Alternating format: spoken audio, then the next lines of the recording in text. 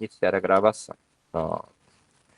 Então, galera, hoje a gente vai regravar essa aula sobre o capítulo 8 do Dogma Ritual de Alta Magia, relacionado ao capítulo 8 do Apocalipse e o Arcano Maior 8, que é o Arcano da Justiça.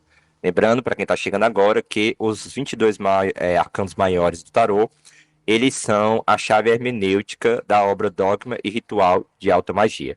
A gente está associando aqui também, fazendo uma espécie de especulação esotérica com os capítulos do Apocalipse, porque dentro da tradição esotérica mais contemporânea, diz que essa é uma das grandes chaves esotéricas do tarô, né? O tarô estaria associado ao Apocalipse, o que de um modo histórico, puramente historiográfico, não é assim desmedido pensar isso, porque obviamente o tarô ele tem uma simbologia cristã, ele surgiu no final da Idade Média e estava muito em voga os temas do fim do mundo e do apocalipse naquela época, né? Então não é desmedido pensar que o tarô possa ter alguma relação com o apocalipse, mas o tipo de relação que a gente procura aqui é uma relação mais esotérica, mais mística, né? Supondo que existiria uma espécie de transmissão iniciática e esotérica por trás dessas analogias, dessas pontes reflexivas que são possíveis ser feitas a partir dos símbolos, né? Tá bom? Lembrando que próxima aula vai ser o Eremita, né, o Arcano 9, e a nossa pretensão é passar por todos os 22 capítulos da obra, do Ritual de Alta Magia, e em seguida, isso já talvez já seja ano que vem, eu vou dar continuidade agora à escrita da Filosofia da Magia, a escrita definitiva da minha obra Filosofia da Magia, vai ser ano que vem, tá? E porque quando eu terminar a Filosofia da Magia, eu vou me concentrar na história do esoterismo cristão, né? Desde Meister Eckhart até as expressões da gnose cristã contemporânea, né? Bom, isso é mais adiante, tá? Vamos que vamos, né? A primeira coisa que a gente tem que pensar é a questão da chave esotérica do número 8, né? O octonário. E aí nós lembramos, obviamente, do I Ching, né? O I Ching e a filosofia chinesa, elas têm uma ligação com essa estrutura octonária, né? Então, a gente sabe que a China, a Índia, né? Essas linhas mais orientais trabalham muito com a noção do equilíbrio, né? E da polaridade das coisas, que é o símbolo do Yin Yang. E o próprio número 8, né? Se você olhar aqui o desenho do número 8 lembra essa coisa de ir e voltar, né? Algo que é emanado, algo que volta, né? Olha aqui o Yin Yang, olha aqui o número 8 como a silhueta do desenho, é como se uma coisa tivesse mais ou menos da outra, né? Então a gente vai ver que o número 8 é uma chave muito profunda, tanto numerológica, numa numerologia pitagórica, numa numerologia cabalística, numa numerologia martinista, que a gente vai falar um pouco também de por que o número 8 é o Cristo, na doutrina martinista, e uma das coisas que veio logo a atenção é essa coisa do I Ching, né? Essa estrutura octonária. Então, vamos lá. O número 8, aqui são observações preliminares que eu sempre começo fazendo. O número 8 é a chave da justiça, da transformação, da harmonia cósmica e espiritual. O fato do 8 ser a chave da justiça, do latim justitia, significa dizer que. O que é justiça aqui? Justiça é estar alinhado com o cosmo, é estar alinhado com o seu propósito, é estar alinhado com a totalidade. Então, está justo, está ajustado aquilo que está conforme a ordem natural de todas as coisas. Então, a gente tem que pensar aqui o conceito de justiça como os antigos pensavam, né? Não o conceito de justiça meramente do tribunal, ou justiça humana, ou a justiça aquela dos tribunais jurídicos, né? Aquela do advogado e do juiz. Não, quando se fala em justiça, aqui não está falando somente da justiça das interrelações humanas, mas se está falando da justiça metafísica, ou seja, a ordem cósmica. A ordem cósmica que, através da qual, se eu me alinhar com ela, melhor para mim. Se eu for contra ela, pior para mim, né? Então, podemos pensar aqui no sentido bem estoico, tá? A princípio. Transformação, não é à toa que o oitavo signo do zodíaco, que é escorpião, também fala de transformação, né? Então, o 8, o escorpião, né? E o número 8 está ligado à transformação. Que tipo de transformação?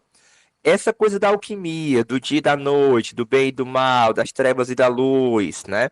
Então, a saída das trevas para a luz, o processo alquímico, né? O processo de transformação da substância, né? Ou seja, o trabalho da luz é olhar para essas trevas, que é matéria-prima, e dar a ela uma forma, né? Uma escultura, como fazer uma escultura, como fazer uma arte plástica, né? Então, o 8 ele tem muito esse simbolismo da transformação, daquilo que vai para o mundo espiritual e encarna no mundo físico. Morre no mundo físico, vai para o espiritual, depois reencarna de novo. Então, nós temos aí o número 8 também a chave da reencarnação. Ou, para alguns mais exigentes, conceitualmente falando, o conceito de renascimento, que é outro conceito, como a gente explica aqui na nossa escola, né, nos nossos estudos, reencarnação e renascimento são conceitos distintos, tá?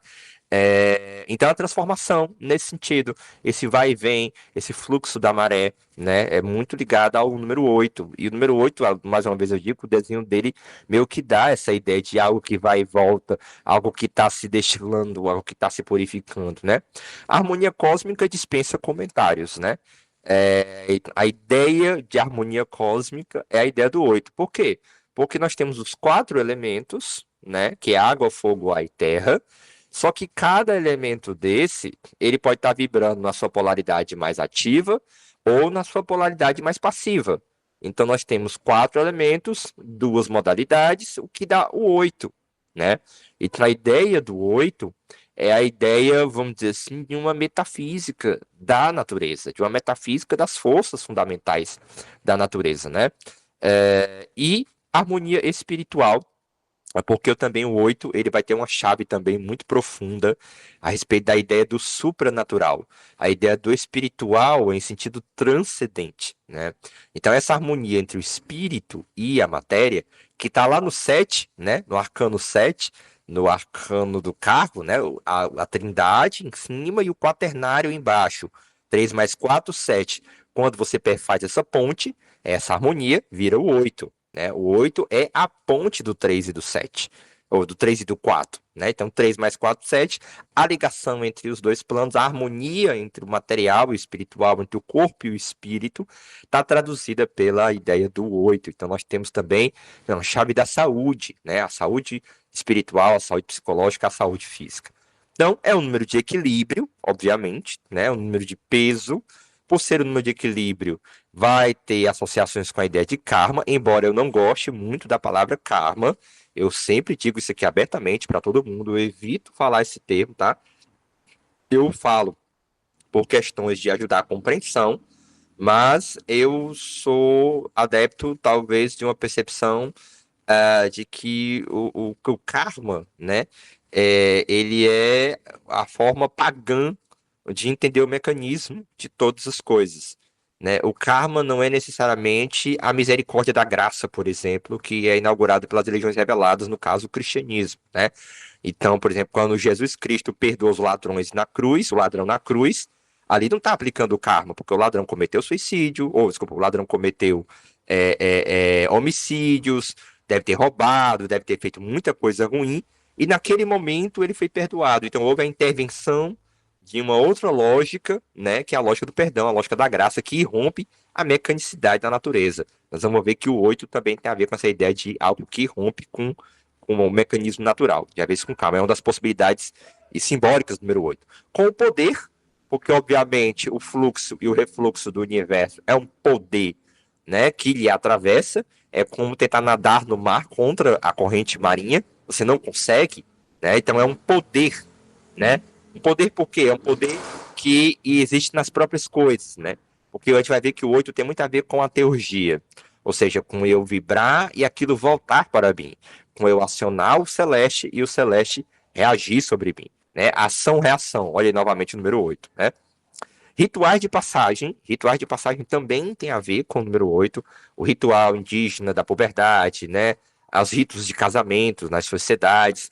Então, ritos de passagem está associado ao número 8 no sentido de que você galga de um momento para o outro, né? Ou seja, você é transformado, transubstanciado, transalquimizado, vamos dizer assim, né?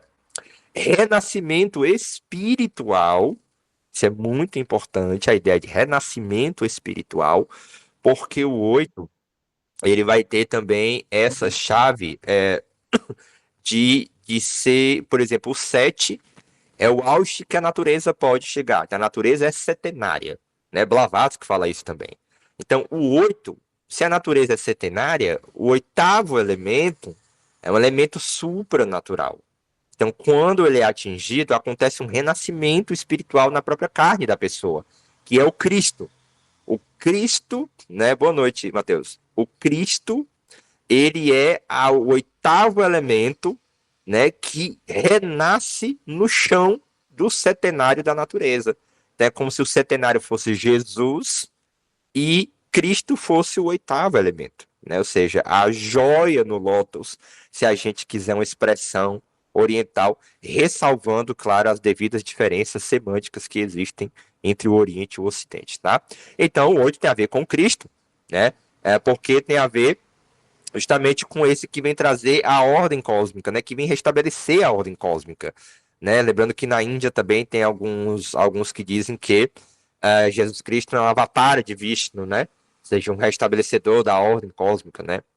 Harmonia cósmica, harmonia espiritual e também com os 7 espíritos diante do trono. O trono, né, sendo o oitavo elemento. Olha como é interessante. Então, os 7 espíritos do Apocalipse que estão diante do trono perfazem 8 figuras. A oitava figura é esse trono. O trono do poder, o trono do equilíbrio, o trono da justiça, né? A justiça enquanto teodiceia, né? Ou seja, a justiça enquanto o bem vai triunfar sobre o mal no final. A justiça divina será feita no final. Não é a justiça kármica, mecânica, meramente mecânica, como é a ideia do karma, que é onde o auge que o paganismo pode alcançar, a percepção pagã. Bom, então vamos que vamos. Passar aqui, peraí. Opa, deixa eu passar aqui. Pronto. E aí vamos a algumas passagens do Eliphas Levi, do 8º capítulo, né? Que vão fertilizar nossa mente com essas ideias. Eliphas Levi diz assim: o homem compreendeu que foi feito à imagem de Deus. Olha, não foi feito como Deus. Ele foi feito à imagem de Deus. Essa ideia de imagem, gente, é uma ideia muito profunda, com implicações muito profundas dentro da teosofia, dentro do ocultismo, dentro da filosofia também, né? Então, o que é essa imagem do divino, né? Qual é a força, né, capaz dessa produção dessa imagem? Mas enfim, não vou entrar nesse assunto. Quando compreendeu que Deus era a ideia que se fazia de si mesmo engrandecida até o infinito. Lembrando que o número 8 está associado, é um número também, é um desenho do símbolo do infinito, né? Então, no 8º capítulo do Dogma Ritual, Eliphas Levi está trazendo aqui a ideia da semelhança entre o humano e o divino. Olha como é interessante. Não é entre o Deus e a natureza, tá? Deus e a natureza já tem o setenário, já tem o 7, né? Agora, o homem e Deus, ou seja, o homem como a natureza mais trabalhada, o homem como a ponte entre a natureza e o espírito, entre o imanente e o transcendente. Então, a relação do homem com Deus, essa relação é pensada a partir do simbolismo do número 8 e não do número 7. Olha como é interessante, né? É como se o humano ele fosse a ponte, a passagem entre aquilo que é natural e aquilo que transcenderia a própria natureza, né? Bom, continuando aqui. E aí o Eliphas Levi falou assim: o homem compreendeu que foi feito à imagem de Deus quando compreendeu que Deus era a ideia que se fazia de si mesmo engrandecida até o infinito, como eu já li. E aí eu trouxe aqui algumas chaves imagéticas, né? Nós temos aqui o número 8, e nós sabemos que a oitava séfira da árvore da vida é a séfira de Hod, é a séfira do esplendor, né? Ou seja, de quando você olha para o céu e vê a astrologia e vê esse computador celeste, né? E aí lembre-se que Mercúrio, o caduceu de Mercúrio, tem um desenho e um movimento que lembra o número 8. Olha como é interessante. Que são as forças positivas e negativas da natureza, o eletromagnetismo, a alma do mundo, né? Então, esse número 8 e o desenho de Mercúrio, que é o regente da oitava séfira, estão conversando entre si, né? São analogias, são pontes simbólicas que o iniciado, né, aquele que está lidando com os mistérios dos arcanos e dos símbolos, ele tem que aprender a estudar esses símbolos para poder receber melhor a sua gnose, a compreensão do seu caminho. E aqui eu coloquei a Virgem da Conceição, porque assim, até agora eu não vi ninguém falando isso, tá? Eu acho que eu sou a primeira pessoa que fala isso na internet. Se tem alguém que já falou isso, vocês me mostrem aí depois, alguém que estiver vendo esse vídeo no futuro ou nos próximos séculos, comenta aí, porque assim, a Virgem da Conceição, ela também faz aqui um desenho do número 8. A mão dela é como se fosse o fechamento aqui, ó, do desenho do 8. E daqui para cima é a bolinha de cima do 8, daqui para baixo é a bolinha de baixo do 8. E a Virgem da Conceição, a comemoração dela é no dia 8 de dezembro, né? O Papus, ele diz que o número 2, o número 5 e o número 8 são números femininos. Olha aí, a justiça é uma imagem feminina, é ela, é a mulher, né? E lembrando que a justiça vai estar no pilar feminino da árvore da vida, que é o pilar da severidade, entre Biná e Geburá, como a gente vai ver mais lá na frente. Então, a Virgem da Conceição é, tem assim um silhueta, uma lembrança, algum mistério com o número 8, né? Aqui nós estamos falando da Divina Concepção, nós estamos falando de uma concepção sobrenatural, né? Ou seja, a ideia de que a Virgem Maria foi engravidada pelo Espírito Santo, ou seja, não passou pela natureza, né? Então, a ideia da transcendência, você consegue entender? A ideia de uma dimensão que é supranatural, é supra, há algo além da natureza, né? Não é como o pagão que entende que tudo é físico, tudo é natureza. Não, há agora aqui a presença da Idade Média, né? A presença das religiões de revelação, né? As presenças das religiões mais místicas, vamos dizer assim, né? Aí o Elifso Levi fala, o respiro magnético produz em redor da alma, olha aqui o respiro magnético, ó, em redor da alma, uma irradiação de que ela é o centro e ela rodeia-se do reflexo de suas obras, que lhe fazem um céu ou um inferno. Ou seja, se você alimenta pensamentos ruins, isso vai voltar contra você e vai adoecer o seu corpo. Olha a ideia do 8, de ir e voltar, de ação-reação. Percebem a ideia do 8 novamente?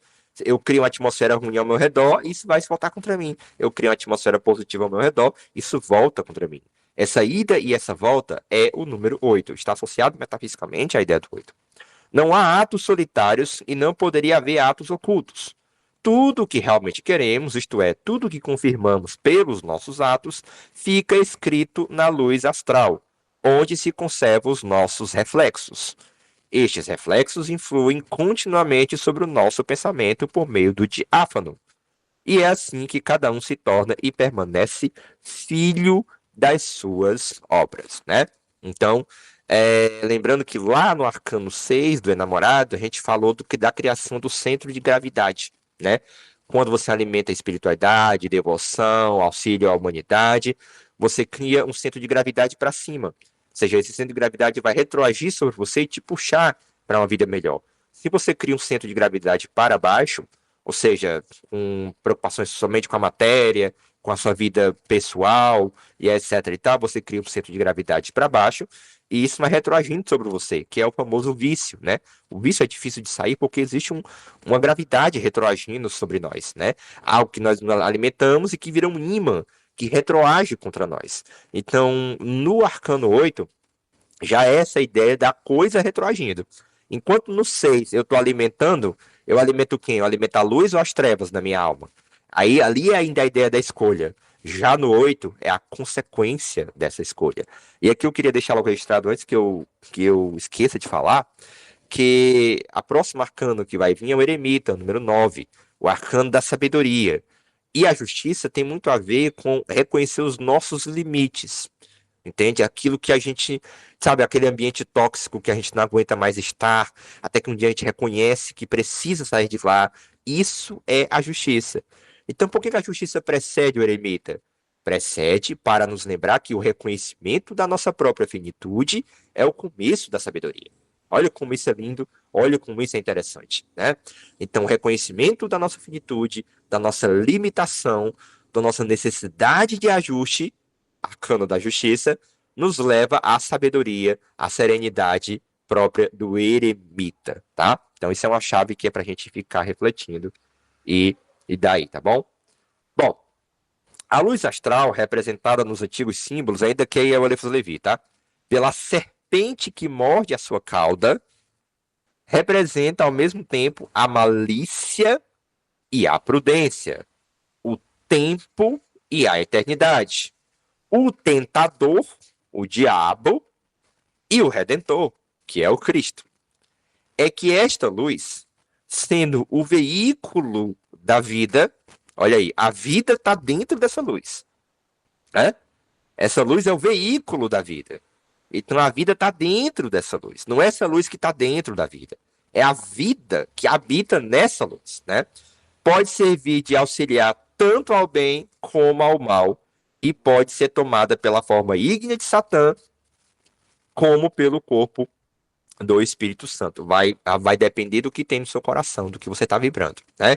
Se você vibra malícia, malignidade, essa luz astral será a própria cauda de Satanás e a presença de Satanás. Se você vibra amor, devoção, altruísmo, você vai entrar em contato, essa luz vai se apresentar para você nas formas do Espírito Santo. E aqui eu coloquei a imagem, mais uma vez, da Virgem, né?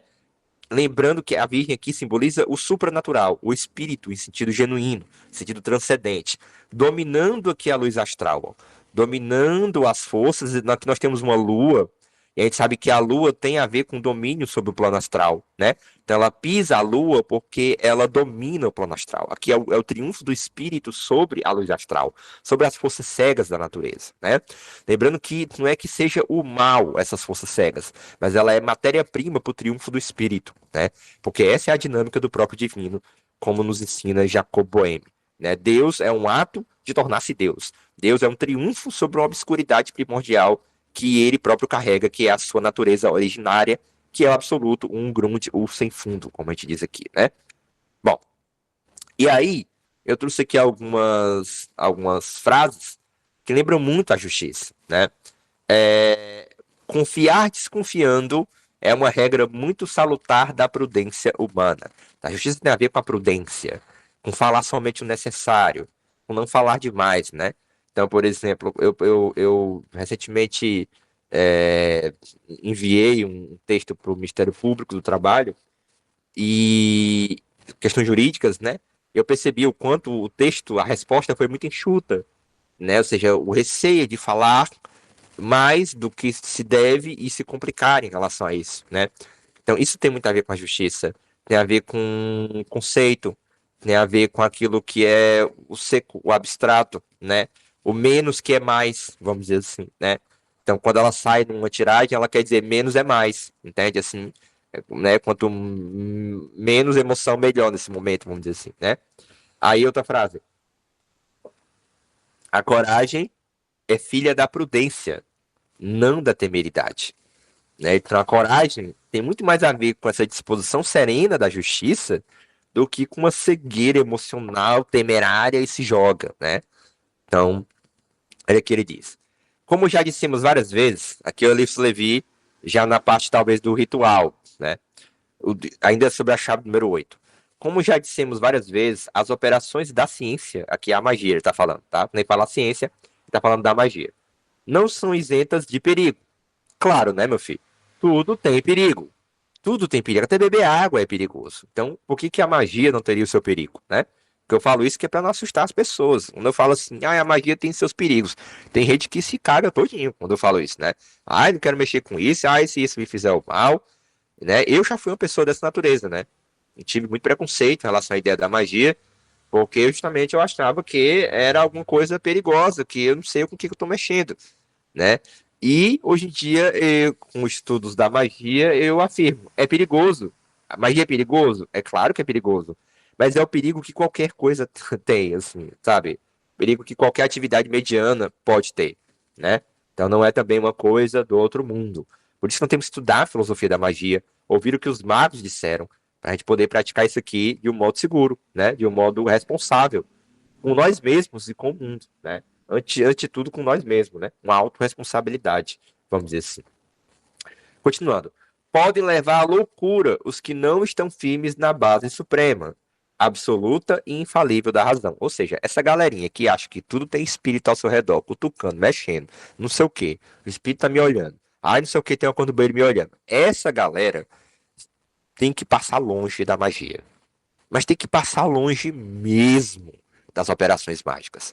Porque as pessoas vão ficar loucas, essas pessoas vão entrar em paranoias, e a gente sabe muito bem que tem doutrinas por aí, como por exemplo o espiritismo, né? Basicamente o espiritismo kardecista, que vai nessa perspectiva de que espíritos estão olhando, espíritos estão vagando, espíritos não sei o quê, né? Então isso fica uma coisa meio tenebrosa, meio assustadora, e por isso que o caminho da magia do hermetismo não é muito afeito a essa perspectiva espírita de olhar para a realidade, né? De achar que teus mortos estão vagando aqui ao meu redor e podem de repente barruar em mim. Mas eu perguntei para uma pessoa espírita, eu digo assim, mas o espírito barrua no outro? Porque eles são, né, barrua no outro, há uma materialidade entre eles que choca, né? E aí essa pessoa ficou pensando por muito tempo, né? Até hoje ficou pensando, não me respondeu, né? Mas é só para dizer como não é o espiritismo enquanto religião, tá? A gente tá falando aqui. A gente tá falando de espiritismo enquanto essa visão mecanicista dos corpóreos, né? De entender a espiritualidade como corpos, como os bilas de metal chocando umas às outras no espaço tridimensional, geométrico cartesiano. Mais ou menos assim, a ontologia do espiritismo, que não é bem a ontologia do hermetismo, enfim, etc. A gente já sabe disso, a gente conversa bastante sobre isso aqui. Continuando. Podem excitar o sistema nervoso e produzir terríveis e incuráveis doenças. Podem, quando a imaginação fica impressionada e atemorizada, produzir o esvaziamento e até a morte por congestão cerebral. Não podemos, pois, deixar de afastar dela as pessoas nervosas e naturalmente exaltadas. As mulheres, os moços, né, os adolescentezinhos, né, e todos que não têm o hábito de se controlar perfeitamente e de dominar o medo. Obviamente, a gente vai fazer aqui uma ressalva que quando ele fala as mulheres, ele está aqui no século XIX, né? Então, o machismo já era ali estruturado até demais, né? Então, a gente faz essa ressalva, né? Não é porque a pessoa é mulher que ela é naturalmente menos inclinada à magia, ou ela estaria, claro que não, né? É, mas a gente faz esse parêntese histórico, né? A gente vai ter que essa paciência histórica com o Livro Levi, nossa interesse é compreendê-lo, né? Nos seus próprios termos. Mas os adolescentes, os moços aí, eu acho que está fora de qualquer dúvida que magia é um negócio para adulto, né, gente? Magia é um negócio para gente que já trabalha, que já tem sua própria responsabilidade, né? Que já sofreu um pouquinho na vida, né? Então, esse negócio de adolescente tá mexendo com magia, criança tá mexendo com magia, eu não sou favorável a isso de jeito nenhum, né? Tudo bem que aqui e acolá tem um adolescente ou outro que é mais maduro, né? E que tem uma responsabilidade, né? Ali, um Saturno forte no mapa, de repente, uma lua em Capricórnio bem colocada, mas é um ou outro, né? Então tem que ter essa sensibilidade para olhar para isso, né? Nada é, continuando, igualmente mais perigoso do que fazer da magia um passatempo, né? Ou seja, o espiritismo, ali, as mesas girantes, foi vista pelos ocultistas como uma espécie de a classe média virou um passatempo. O negócio de fazer as mesas girar, os espíritos falar, virou um passatempo da classe média francesa, né? Por isso que a Blavatsky, a galera ali, condenava demais ali o espiritismo naquela época, naquele espiritismo, aquela mediunidade ali, aquela ideia de mediunidade ali, típica do que estava acontecendo. Como certas pessoas que fazem dela as diversões das suas tardes. Euripides Levi falando aqui já da tendência da classe média francesa, né? De cansada de materialismo cientificista, é ali com o desesperado, é a consciência europeia dizendo: meu Deus, cadê os espíritos? Cadê a magia? Cadê esse mundo encantado que a ciência descortinou e desencantou diante dos nossos olhos, né? Até as experiências magnéticas feitas em tais condições só podem fatigar os pacientes, desviar as opiniões e desencaminhar a ciência. Ninguém se diverte impunemente com os mistérios da vida e da morte. Né? Esse negócio de mexer com espírito de morto, de evocar espírito de morto, mexer com essas coisas entre a vida e a morte, você tem que estar preparado, né? E as coisas que tomamos a sério devem ser tratadas seriamente com a maior reserva.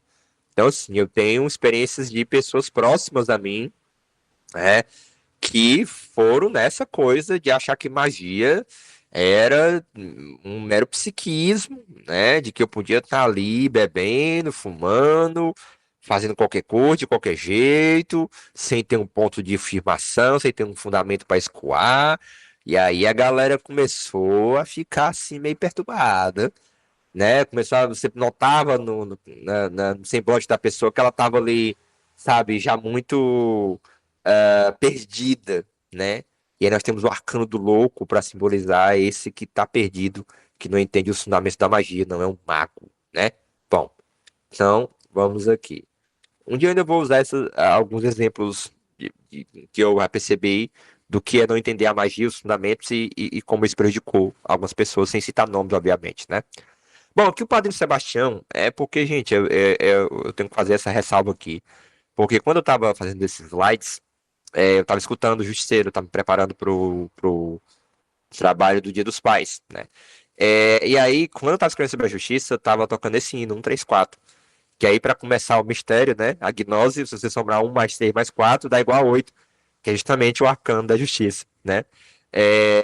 E o hino, o nome do hino é o Cuidado no Julgamento. Então eu achei assim um kairós que eu preciso compartilhar com vocês, né? Que aí o nome do inário é o Justiceiro, para começar, né? Que aí diz assim, que é mais ou menos assim: eu chamo os meus irmãos para justificar, cuidado no julgamento para ser julgado e ficar em seu lugar. Aí, não fale de coisas sérias, não seja blasfemador, dizendo que estão com Cristo, estão longe do Salvador. Essa coisa de não fale de coisa séria, não seja blasfemador. Olha aqui o que é que o Eliphas Levi, eu não sei cadê aqui não sei cadê. O Eliphas Levi, eu não pegou esse slide, então não sei por quê. Mas o Eliphas Levi, quando ele vai abrir o 8º capítulo do ritual, né? Ou seja, não é do dogma, mas é lá da parte do ritual, a primeira coisa que ele diz é prudência. Então, é um capítulo sobre prudência. Eu acho que eu peguei essa passagem, acho que eu vou achar que é um slide. Que é justamente disso, de você não blasfemar, de você respeitar a coisa santa, de você a coisa séria, entendeu? A coisa é séria. Se você não der seriedade para aquilo que você está fazendo como mago, ninguém vai dar levar a sério. Desde assim, essa questão de se você não levar a sério isso que você está fazendo, a própria coisa mágica não vai te levar a sério. Você consegue entender isso? E aí eu achei muito assim, incrível como essas coincidências, esses modos como os arcanos falam com a gente, né? Os arcanjos, os anjos, as forças angélicas, né? Estão na linguagem, que estão nos símbolos, que estão nos números, né? Como elas falam com a gente. Bom, tá? Então fica aí esse midrash não, desculpa, esse clarão de consciência, né? Bom, e aqui também, se você for olhar a cruz aqui de Caravaca, né? Ela tem 2, 4, 6, né? É, 7, 8. Então ela tem aqui, vamos dizer assim, um símbolo octonário aqui por perto também, né? Estruturado aqui. Bom, aí, vamos entrar nessa discussão se justiça é igual a karma, porque acredito que ela expressa uma compreensão que está lá no Schelling tardio, sobre a questão da revelação e da mitologia, né? Bom, seguindo essa filosofia, né, essa perspectiva filosófica, que é a que eu adoto aqui, de entender que o absoluto ele se desvela em dois momentos fundamentais, no momento pagão e no momento cristão, né? Obviamente não estou falando do cristianismo enquanto igreja, teologia, nem do paganismo, esse ou aquele paganismo, mas eu estou falando de doutrinas naturalistas, né? Que a ênfase é natureza, é cosmocêntrica, e doutrinas que vão falar de algo que transcende a natureza, né? E que é meio que espelhado como uma figura antropológica, antropocêntrica, né? Vamos dizer assim, humanizada, vamos dizer assim. Então, a partir da filosofia do Schelling, que eu acho que é um canal interessante para entender todo o esoterismo, né? Toda a história do esoterismo, das religiões, a gente pode dizer que karma, aqui ó, karma é a forma como o paganismo, que é essencialmente naturalista, tá? Enxerga a justiça. Ou seja, a justiça, né? O bem, o que é o bem e o mal na mitologia? O bem é a ordem, o mal é o caos na mitologia. Na revelação, quando o absoluto entra no domínio da revelação, né? O bem é a obediência moral, né, ao sagrado, aquilo que o sagrado impõe, né? E o mal é a desobediência moral diante daquilo que os deuses, o sagrado Deus impõe, né? O seu coração, o seu anjo guardião impõe. Então, na revelação, o mal tem a ver com um mal moral, né? Não é necessariamente o caos, né? É interessante isso. Então, o karma é a justiça pagã, é os arcanos menores, é o quaternário. Lembrando que os arcanos menores são o quê? São quatro naipes, né? Os arcanos da corte também são quatro figuras. Não tem a ver com a mitologia, tem a ver com o politeísmo, tem a ver com o naturalismo e tem a ver com o paganismo. A justiça é outra coisa. A justiça ela não é bateu, levou. A justiça não quer vingar, não é uma vingança. A justiça ela tenta restaurar. A função dela é restaurar o indivíduo. Não é puni-lo, matá-lo e fazer ele pagar pelo que ele fez, mas tentar recuperar aquele sentido humano. E a gente vê aqui as raias do humanismo, né? Então a justiça tem a ver com os arcanos maiores, né? Tem a ver com o ternário, né? A trindade dos arcanos maiores são 21, com o mundo 22. 21 é três vezes o 7. Então temos aqui o ternário, né? Três vezes o 7. E tem a ver com a revelação. O que é a revelação? A revelação é um segundo momento como o absoluto se desvela a si mesmo. O absoluto, ele entra na natureza, certo? Lembrando, como é que é o absoluto? Ele entra na natureza, né? Aí ele entra na história humana. Quando ele entra na história humana, ele começa na mitologia. Então, a mitologia é politeísta, a mitologia é naturalista, a mitologia é pagã, pagã no sentido de reinar o naturalismo. Então, a forma como o absoluto vai entender a justiça nesse momento é como karma. Bateu, levou, ação, reação. O bem é a ordem, o mal é o caos, acabou, né? A doença é o caos, a saúde é a ordem. Só existe isso, dia e noite, bem e mal. Só existe momentos de triunfo e queda, e sempre vai ser assim, para sempre. O universo cíclico, né? Quando o eu absoluto se desvela como revelação, que é o modo como o ser humano vai olhar para o absoluto, né? Como o absoluto se desvela na instância do humano, aí sim, aí vai haver a ideia do monoteísmo, né? Ou seja, olha o triângulo tem uma ponta para cima, mas ele também tem a dualidade, né? Então a dualidade que aponta para uma unidade, um monoteísmo, né? O humanismo, obviamente, porque o humanismo, em detrimento do naturalismo, porque agora é como o absoluto se desvela para si mesmo, mas olhando a partir do ser humano, então ele olha para si mesmo a partir do homem, por isso que a ideia do Cristo, que é a ideia do absoluto, né, do Logos humanizado, é vamos dizer assim, a ideia suprema da religiosidade humana, né? Ou seja, o Cristo é a ideia suprema da religiosidade humana, que é onde o divino e o humano encontram-se numa só figura, né? E aí a justiça ela tem uma perspectiva de o triunfo do bem sobre o mal no final. Do Gênese ao Apocalipse, a ideia de progresso, a ideia de história, a ideia de revelação, a ideia de desdobramento, a ideia de que Deus é o triunfo que será no final. Deus será esse triunfo é eterno. É diferente de uma perspectiva que olha para tudo como vacuidade, como é lá no budismo, como simplesmente fluxo e refluxo. É a ideia do karma. Então, karma não é justiça. Justiça, o absoluto, quando ele se desvela como natureza, ele enxerga o karma. Quando ele se desvela como revelação, né, como o humanismo, né, como do humano, aí ele entende a justiça. Por isso que o Cristo perdoa os ladrões na cruz. Aquilo é justiça. Você consegue entender? Aquilo não é karma. Aquilo é justiça. É outro momento do absoluto, né? Tá bom? Eu sei que isso aqui é profundo, é para ficar na internet mesmo, esse bafafá aqui, filosófico, que vocês já estão entendendo muito bem, né? Bom, e aqui, ó, olha como é interessante, mas o que tem a ver com 8 isso aí? Porque tanto a justiça como o karma lembram o número 8 nessa silhueta aqui, ó, do Yin Yang, lembrando as curvas do número 8, né? Essa bolinha com essa bolinha de cima se juntar dá o número 8. E a justiça do número 8 também tem a ver com essa justiça restauradora, essa justiça do esoterismo cristão, da chave cristã da história, né? Então também tem a ver com essa ideia de justiça moral, uma justiça que triunfa no final, né? Que a ideia dela é resgatar o ser humano, que é a imagem e semelhança do divino, né? É reestruturar o homem, reintegrar todos os seres e não puni-los eternamente, né? Ou deixá-los de lado, né? Bom, estamos indo para a reta final.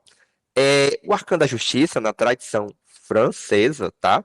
E tradicional, ela está aqui entre a Céfira de Binah, considerada por alguns, por muitos, como a Céfira de Saturno, e entre Geburah. E é muito interessante, primeiro, que esse aqui, o pilar da severidade na Cabala, é um pilar feminino. O pilar da misericórdia é um pilar masculino. Eu sei que isso rompe com nossa compreensão de que o masculino é a severidade, né? E a mulher seria a misericórdia. Na Cabala, a mulher é o rigor, né? A matéria, né? O feminino, rigoroso. Então, nesse caminho do rigor, nós temos uma figura feminina que é a justiça. Uma figura feminina. A morte também é uma figura feminina, né? Também aqui no lado da justiça, né? E é muito interessante porque se Biná é a compreensão e Geburah é o julgamento, né? A justiça ser o elo entre a compreensão e o julgamento é muito significativo, de que faz muito sentido que esse é o lugar dela, né? Então, a letra Shet simboliza cerca, cercado. Cercar o quê? O seu limite, né? O reconhecimento do seu limite é colocar essa cerca, é proteger aquilo que está dentro dessa cerca. A justiça, ela visa proteger direitos, né?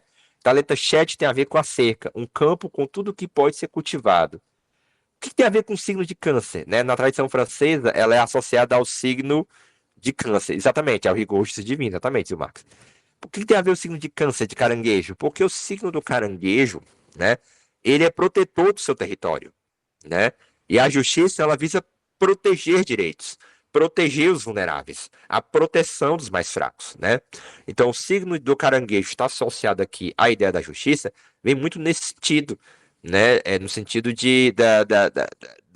daquele protecionismo, né? Que no fundo é uma proteção da base, é uma proteção do território, é uma proteção daquilo que é importante, né? Libra é na escola francesa, tá? Âmbar, marrom púrpura, ruivo brilhante, castanho escuro, esverdeado. Corresponde ao arcano do equilíbrio, a justiça, a lei do equilíbrio, lei, karma, etc. O 18º caminho é denominado a inteligência da casa da influência. Devido à sua grandeza, é aumentada a abundância do influxo de boas coisas sobre os seres criados. E do seu seio são extraídos o arcano e os sentidos ocultos que habitam sua sobra e que aí permanecem estritamente unidos pela causa de todas as causas. Então, assim, essa casa da influência é a ideia de que o 8 está ligado ao infinito lá fora que retroage sobre mim. Essa casa da influência, essa constelação, essa hierarquia divina que está lá, né, que está fora de mim e que em mim influencia, que aumenta meu influxo, que aumenta o influxo dos seres criados, né, que recompensa os bons e pune os maus, de algum modo, né? Então é nesse sentido, tá? E aqui no Barri, que é outro livro associado à Cabala, fala muito assim lá sobre a Cefra de Rod, né? No Barri está escrito: qual é o quinto enunciado? Quinto é o grande fogo de Deus. Aliás, é sobre Geburah, tá? No Barri se fala sobre Geburah, e você vê aqui como a Cefra de Marte tem tá ligado, tá próximo da justiça, tem alguma coisa a ver, ó. No Barri está dito: qual é o quinto enunciado? Quinto é o grande fogo de Deus, do qual se diz: não mais vereis este grande fogo, para que eu não morra. É a mão esquerda de Deus. Então, Geburah é a essência do julgamento e da limitação. Olha aí a proximidade aqui, a ligação com a arca da justiça. E corresponde ao temor e ao elemento fogo. Olha como é interessante, né? A proximidade dessa séfira, né? Aliás, a ligação entre Binah e Geburah é a justiça. Ou seja, o Binah dá essa compreensão mais profunda. Mas quem vai emitir o juízo, quem vai descer a espada é Geburah. E essa espada é a espada da justiça, né? Então, Ogum é filho da Virgem Maria, né? Ou seja, Ogum, olha aqui o Ogum, ó, Marte, Virgem Maria, Binah, né? Então, Ogum, filho da Virgem Maria, tem muito essa chave aqui da Cabala, né? Tem muita essa semelhança simbólica, né? Ou seja, o soldado que vai emitir o seu juízo, mas ele vai emitir o seu juízo, ele vai julgar, ele vai levantar a espada para o bem, né? Para a compreensão, para aquilo que é ordenado por uma instância superior, né? A grande mãe do mundo, né? Bom, e o Apocalipse 8, eu coloquei essa pergunta. O Apocalipse 8, gente, o capítulo 8, ele vai falar do oitavo anjo. Existe os sete anjos, existe um oitavo que faz a ponte entre os santos e Deus. É como se esse oitavo fosse o Wi-Fi, né? O Wi-Fi entre nós e a divindade e as hierarquias. Eu coloquei Capítulo 8 do Apocalipse está falando do anjo da teurgia. Lembrando que o número 8 está profundamente associado à teurgia, né? A ideia de pedir e receber. A ideia de receber da graça dos deuses, né? Então, coloquei aqui, ó. Quando, enfim, abriu o sétimo selo, Apocalipse 8, ao sétimo selo, fez-se silêncio no céu cerca de meia hora.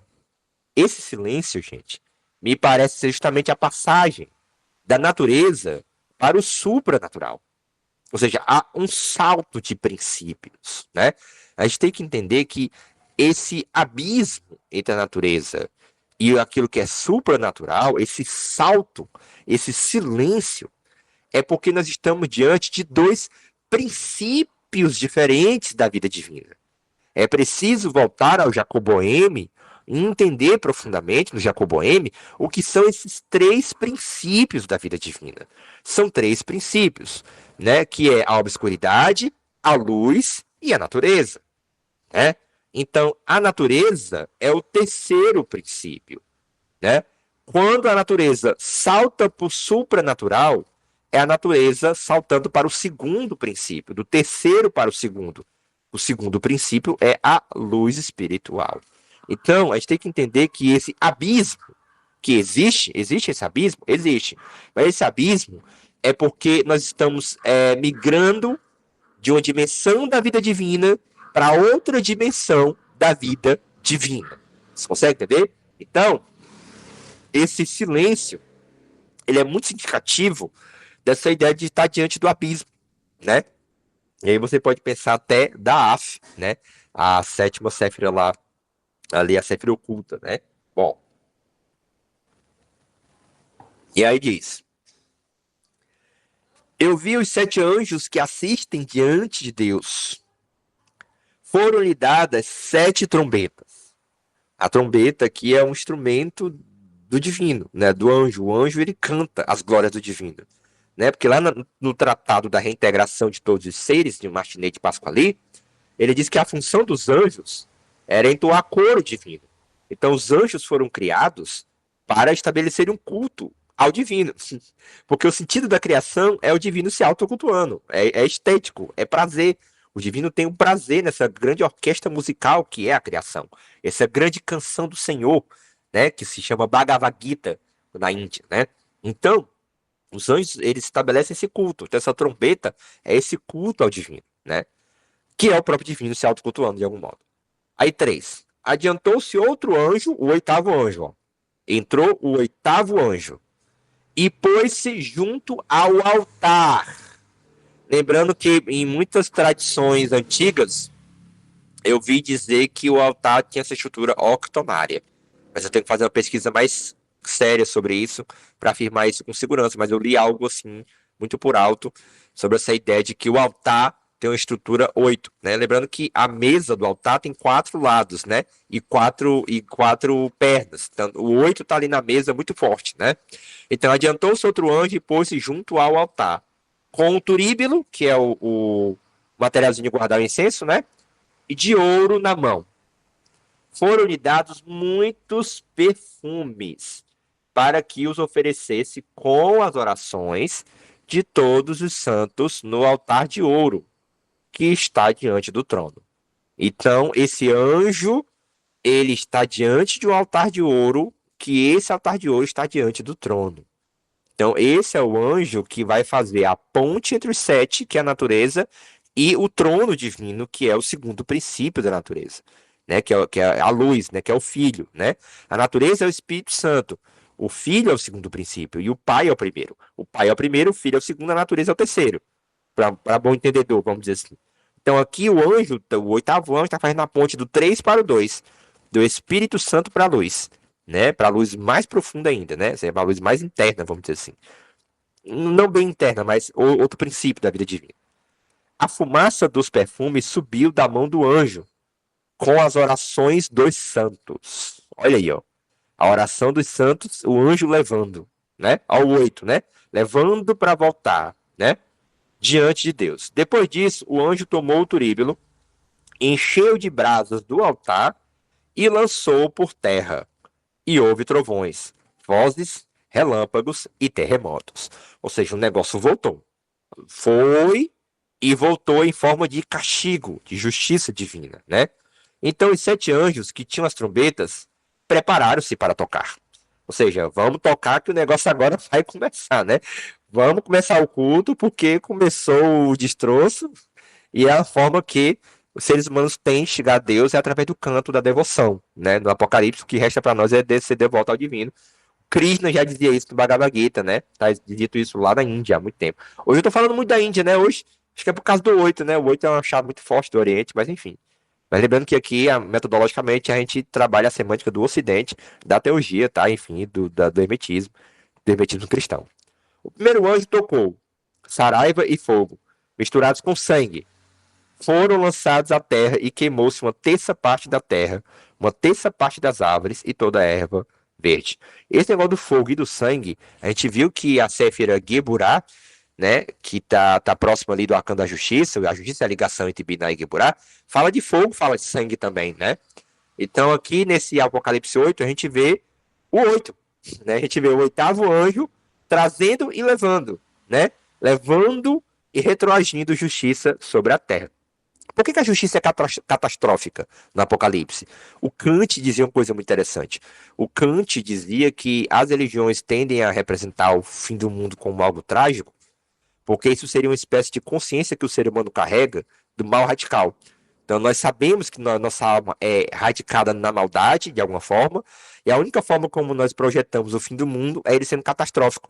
É como se fosse o ser humano tendo uma consciência, né, de que ele está enraizado na maldade, mas isso não o faz mal, tá? Aí é um assunto que a gente não precisa entrar agora para não entender. Apesar do mal radical, não significa dizer que o ser humano é mau, né? Mas significa dizer que na dinâmica do humano ele tem um limite. Ó, a ideia de limite de novo, né?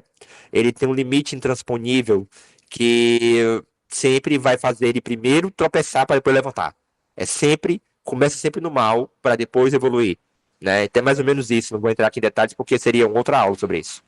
Finalmente, vamos aqui falar dos naipes de ouro, né? Desculpa, dos naipes dos arcanos menores de número 8. Lembrando que, olha como é interessante, né? A princípio, se no número 8 fala de acionar algo, né? Algo do mundo externo, né? Do mundo lá fora, do mundo social, do quadrante superior do mapa natal, vamos dizer assim, se pensar em termos de mapa natal, o quadrante inferior, as casas mais pessoais, é aquela primeira parte do 8, né? Desenhozinho da bolinha de baixo do 8. A bolinha de cima seria a parte social do mapa, né? A estrutura, né? Como a sociedade, o universo, enfim, a magia do mundo retroage sobre mim. E o que a gente observa aqui? Olha como é interessante a princípio. A gente vai ler, mas a princípio a gente observa o quê? Que o 8 de paus traz justamente essa ideia de muita coisa vindo no momento, muitos desafios vindo, muitas oportunidades, tudo vindo com muita rapidez, sendo jogado, né? Porque você acionou, você foi atrás, agora tá vindo. Então, será que você vai dar conta disso? Então, aqui tem muito a ver com isso, né? Com essas coisas que vêm. O 8 de copas fala muito de aceitar os seus limites emocionais, né? Então, assim, deu, não deu, cai fora, entendeu? Terminou, bola pra frente, entendeu? Mesmo que você ame, mesmo que tenha alguma coisa ainda guardada, sentimento, mas o amor, ele não precisa acabar para separar. Há separações amando e não tem nenhum problema, né? Então, pausa é quem pede recebe, exatamente, oito de pausa, prefeito, Marco. Então, oito de copas fala muito de aceitar esses limites emocionais, né? E mesmo que haja amor, mas ali não é mais o lugar para você estar ali, né? O oito de espada também fala muito de aceitar. Na verdade, o oito de espada, ele fala de você estar se colocando limite demais, né? Então, assim, a autossabotagem muito forte, né? Então, aqui tem alguma coisa a ver com essa ideia de que você anda se limitando demais, não é para se limitar tanto assim. E o oito de ouros é: você trabalhou, você recebeu. É hora de colher os frutos, as moedinhas descendo.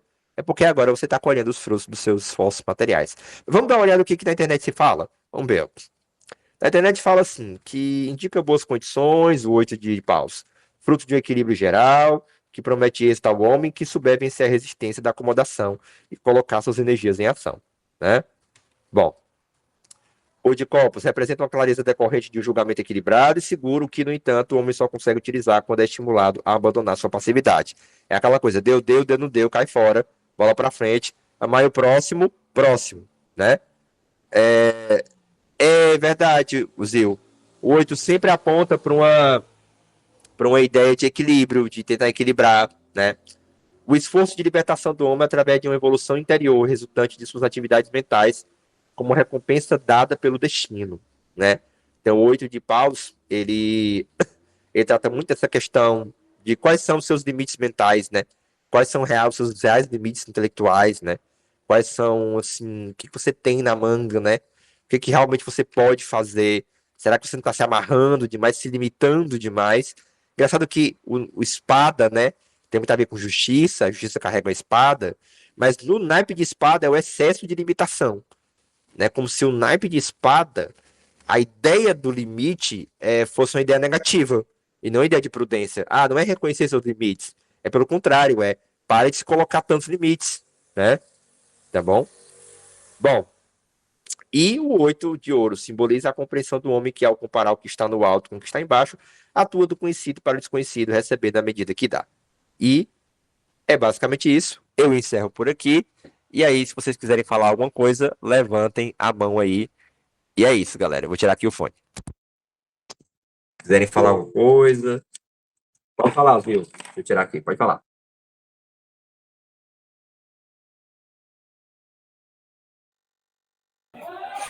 Boa noite, pessoal. Tá dando para me ouvir aí direitinho? Eu quero Tá, fazer tá show. só a observação sobre o que você citou lá sobre o karma e a justiça. E é muito interessante que, se a gente for observar das próprias escrituras, né, quando você vai lá no Antigo e no Novo Testamento, a base, pelo que parece, do Antigo Testamento é sempre nessa perspectiva de castigo.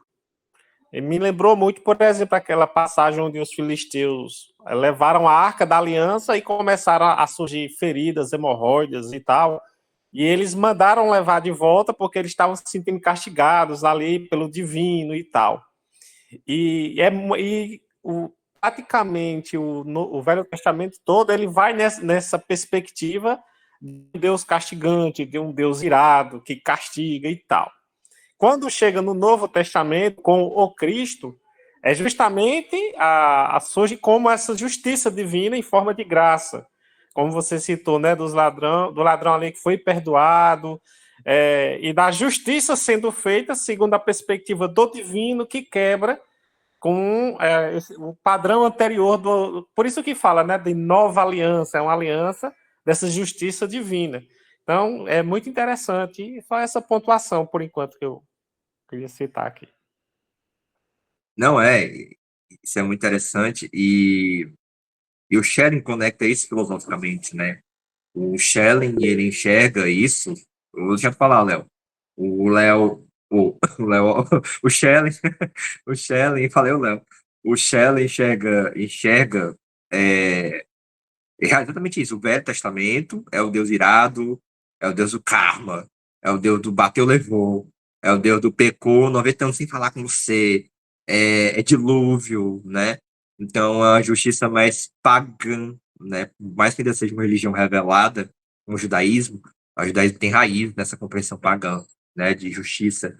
E aí chega o cristianismo, a graça, né? Deus perdoa, né? Deus perdoa o ladrão, né? A nova aliança, agora a humanidade é perdoada. Então, existe uma energia amorosa no Novo Testamento que não está presente no Velho Testamento, né? Não é à toa que hoje em dia os evangélicos estão se aproximando muito do Velho Testamento, porque eles têm uma teologia do domínio, né? Uma teologia do domínio político. Então, quando eles veem que o cristianismo é amor, que Jesus só andava com pobre, com gente marginalizada, quando se mostra o que é realmente o cristianismo, muito dessa galera aí sai fora, né? Vai tentar procurar passagens do cristianismo, do judaísmo, né? Não, mas Deus é justiça, não, mas Deus mandou matar, então é o que a gente chama de teologia do domínio, né? Então, uma teologia que quer dominar os espaços, ela não consegue usar o cristianismo para isso, o Novo Testamento para isso, ela tem dificuldades, né, de usar o Novo Testamento para isso. E o Schelling, ele enxerga justamente a passagem da filosofia da mitologia para a filosofia da revelação como uma passagem da velha para a nova aliança. Tem um trecho em alemão da filosofia da revelação que ele fala exatamente isso com essas palavras, né? Que a filosofia da revelação é como se fosse um novo testamento da filosofia, né? Então, o Schelling enxerga que, na verdade, essa história das religiões, da qual o cristianismo é o coroamento, vamos dizer assim, é a história do próprio absoluto se autodesvelando, né? É como nós, seres humanos, podemos ter um vislumbre do que o absoluto espera de nós, né? Do que o absoluto está mostrando, o que esse livro, que a história está mostrando, né? Não é que o cristianismo seja a religião verdadeira, não é que o cristianismo seja a única religião verdadeira, não é que apoiar o cristianismo seja apoiar a igreja, muito pelo contrário, né? Mas é entender que o cristianismo inaugurou uma chave espiritual da humanidade que parece ser o coroamento do processo religioso, né? Porque o processo religioso é o processo de religar o homem ao divino. Ora, se o próprio divino se humaniza e o humano se diviniza, que é a figura do Cristo, então o Cristo em termos filosóficos, a realização própria do ideal religioso humano. Né? Então, em Cristo se cumpre o ideal religioso da própria humanidade. Né? Então, essa perspectiva filosófica do cristianismo, acho muito interessante e acho que ela é, vamos dizer assim, suficiente para poder iluminar, né, uma história do esoterismo cristão. Né? Então, por exemplo, eu coloquei no chat GPT o que seria uma história do esoterismo cristão. O chat GPT me deu uma ideia muito interessante. Ele traçou uma história, né? Botou Rosa Cristianismo, botou Marte Eckhart lá atrás, e ficou muito essa vislumbre de que, poxa, então, enquanto essa filosofia do Schelling, que é uma filosofia, é um pensamento filosófico, é um pensamento racional, não é um pensamento religioso, embora coloque a religião numa certa importância, né, mais do que a arte, por exemplo, no final da vida dele, e essa compreensão filosófica, ela ilumina, vamos dizer assim, o esoterismo cristão, a história do esoterismo cristão.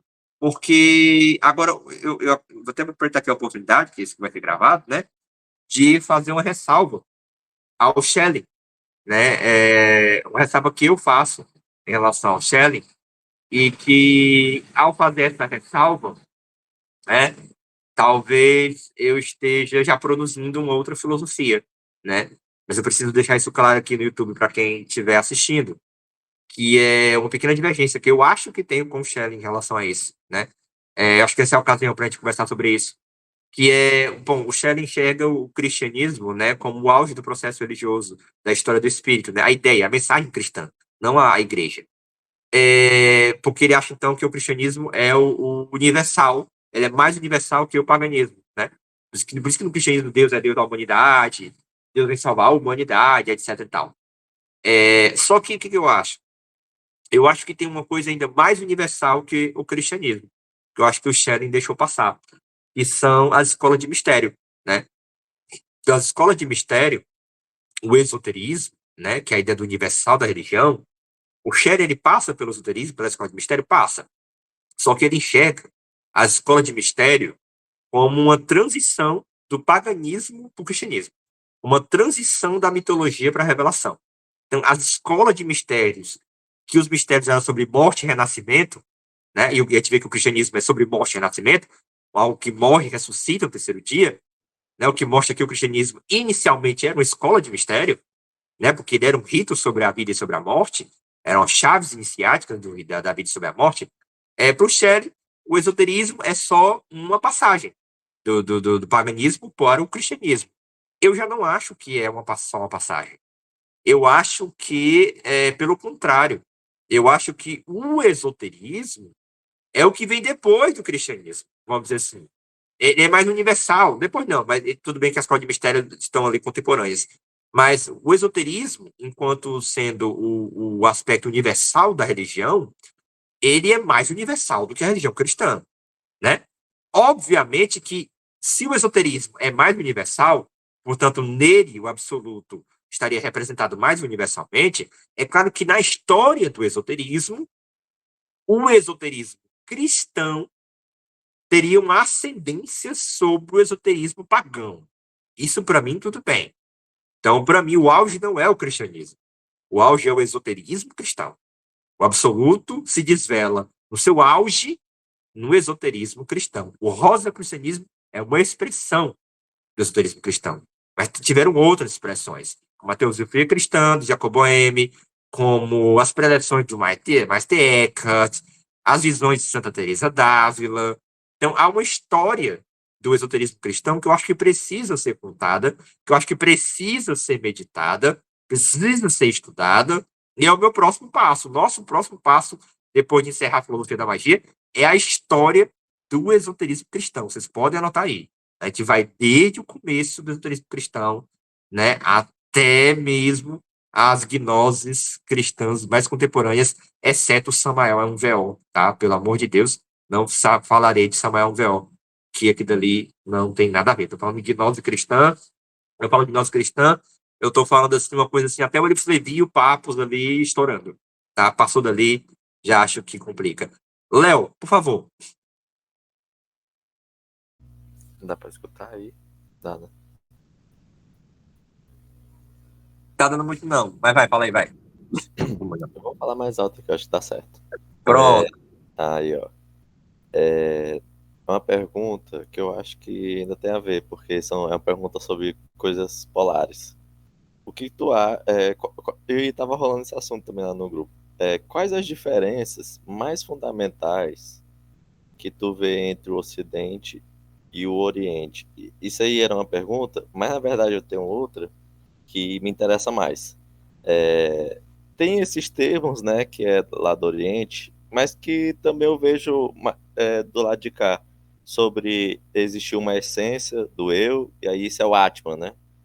E tem a ideia do não, que não tem essa essência do eu. E aí, se eu não me engano, é anátema.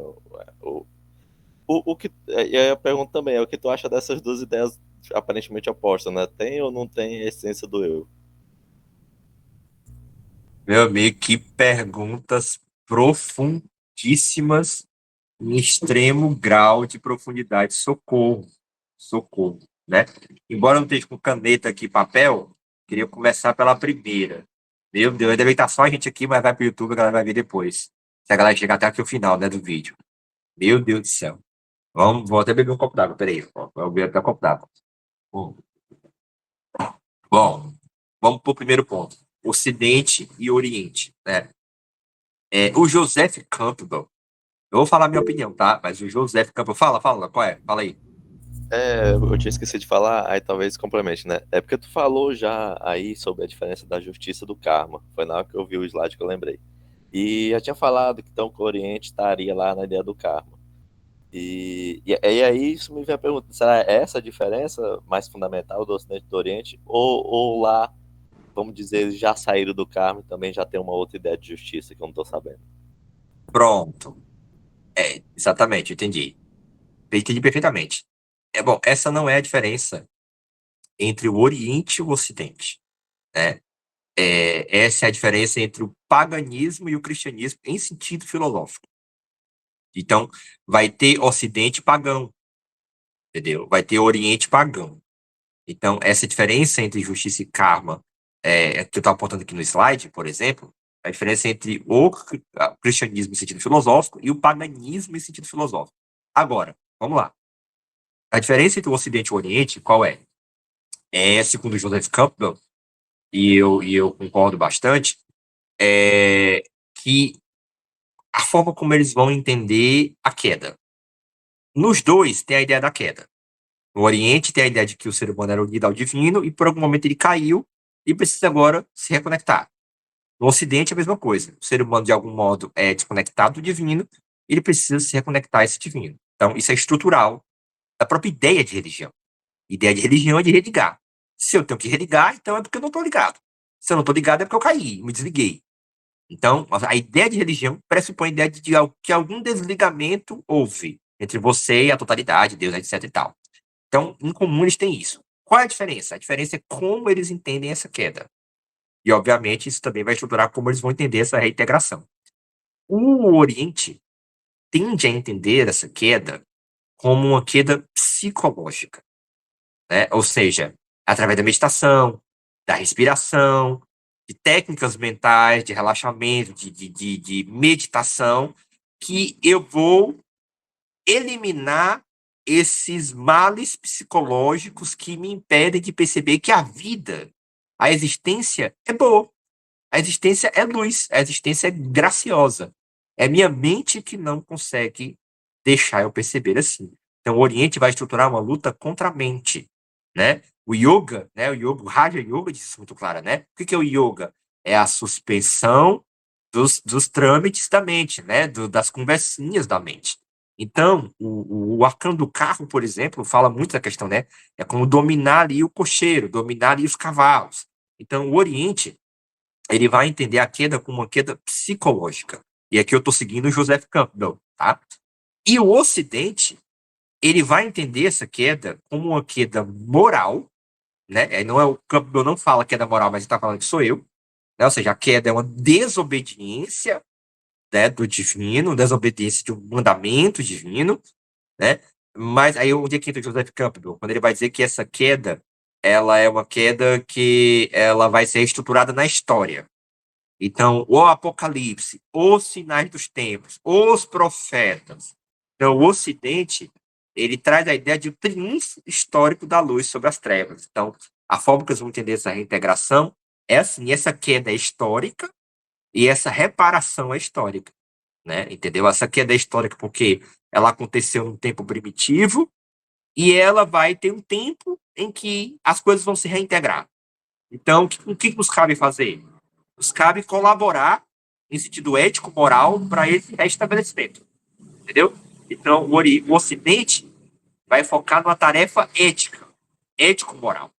E o Oriente vai tratar essa tarefa no sentido individual, o controle da mente. Então, essa é a diferença, né? Agora, obviamente que o Oriente ficou no paganismo, né? E talvez o auge do Oriente, desse paganismo, dessa visão naturalista, paganismo filosófico, seria o budismo, né? O budismo, quando vai entrar na ideia de vacuidade, quando ele vai dizer que da vacuidade, pronto, ele esvaziou, né, a matéria, a mente, né? Então, o budismo ele é tão ateu, né? Ele é tão sem a ideia de um teísmo, de um teori, de um ser criador, que Buda nem fala das divindades de Deus, nada disso, né? Então, assim, é uma espécie de visão que só alcançou o ápice que a natureza pode alcançar, na perspectiva aqui do Shadow, né? Agora, a tua segunda pergunta, que é sobre se há uma essência do eu, um Atman, ou se há um Anatman. O Anatman é uma doutrina budista mais avançada, né? Mais sofisticada, inclusive, que a Madame Blavatsky, né? Ficou dizendo que era a galera que não sabia meio que de nada, que não é o budismo esotérico, mas enfim. Olha, sobre essa questão do Atman e do Anatman, eu penso que, que a resposta é uma resposta um tanto dialética. Como assim? Existe algo em nós que se manifesta como uma essência de um eu, que é a nossa alma. A nossa alma, ela tem rumores de personalidade, de personalística, ela tem uma estrutura personalística, mas nós também temos uma instância dentro de nós que não constitui um centro. Pelo contrário, é esvaziadora de qualquer centro, que é o espírito. Então, espírito, em alemão, Geist. Alma, em alemão, Seele. Na língua alemã, faz a diferença entre espírito e alma, que está lá na doutrina de Paulo e de Lutero também, né? Então, essa diferença entre alma e espírito, percebe que é o seguinte, bom, há uma essência de um eu ou não? Há um jogo dialético, né? Há um jogo dialético de potências do divino, de formas como o divino se manifesta, né? Então, por exemplo, eu no futebol, né, tava esperando uma comida, um baiano que eu comprei, aí era um bar, né, assim, tá já passando o jogo do Fortaleza, eu não gosto de futebol, mas eu fiquei ali assistindo ali para ver, tentar entender o que a galera ali vibrava tanto, e me deu aquele site, né? Bom, os jogadores ali são os eus, né? Os eus psicológicos, mentais, vamos dizer assim, né? A bola que vai passando é a alma. né? A alma vai passando de uma vida para outra, vai passando de um estado psicológico para o outro, de um estado de ser para o outro. E o espírito? O espírito ali são as regras do jogo, ou o estádio, entendeu? Eu sei que o espiritismo vai entender o espírito como ABC na bola, né? Porque em francês, né, não tem diferença entre espírito e alma, né? Então o espiritismo entende a bola como o espírito. A gente entende o espírito como as regras do jogo, né? Ou seja, as estruturas linguísticas noéticas que estruturam para onde a bola pode ir, o que significa o próprio jogo em movimento, exatamente. O espírito é o próprio jogo, né? O espírito não sabe onde vai nem para onde vai, né? Só para onde quer, né? Como diz na Bíblia, né? Então, então esse espírito é o anátema, né? Ele não é pessoal, né? Agora a alma, sim, né? Agora a alma, ela não é o eu psicológico. Então existe o eu mental psicológico, esse aqui do meu cérebro, esse aqui da minha personalidade, essa casca, aqui isso aqui sim é uma casca. E existe a minha alma. Se a minha alma aparecesse para mim, eu diria qualquer coisa, menos que era eu. Porque a nossa alma, ela surge para nós como um outro, né? Não é à toa que lá em Telemo, o sagrado anjo guardião, por exemplo, né? É como se fosse a expressão da alma da pessoa. A alma, ela não é o eu mental. E a alma, ela procura o quê? Ela procura se espiritualizar. Então a alma é sujeito, o espírito é um predicado. A alma se espiritualiza, ela se bebe das raias do espírito. Esse espírito é o que o anátema, vamos dizer assim, né? A vacuidade, o não centro. E a alma seria o Atman. Tanto que Atman é uma das raízes para a ideia de alma. Atman, Ariman, alma. Dizem que Atman vira Ariman, por corruptela, e Ariman vira alma, né? Nas línguas que vêm aqui para indo-europeias, vamos dizer assim. Então, há quem diga que a palavra alma tem raiz no sânscrito Atman, alma. Entende? Então, o Atman é a alma, o Anatman é o espírito. Então é isso. Então eu fico por aqui. Boa noite a todos. Excelente pergunta. A gente vai voltar nela depois, tá bom? E ficou gravado. E qualquer coisa continua no grupo. É isso, galera. Valeu, Léo. Valeu, Marcos. Valeu todo mundo. Valeu.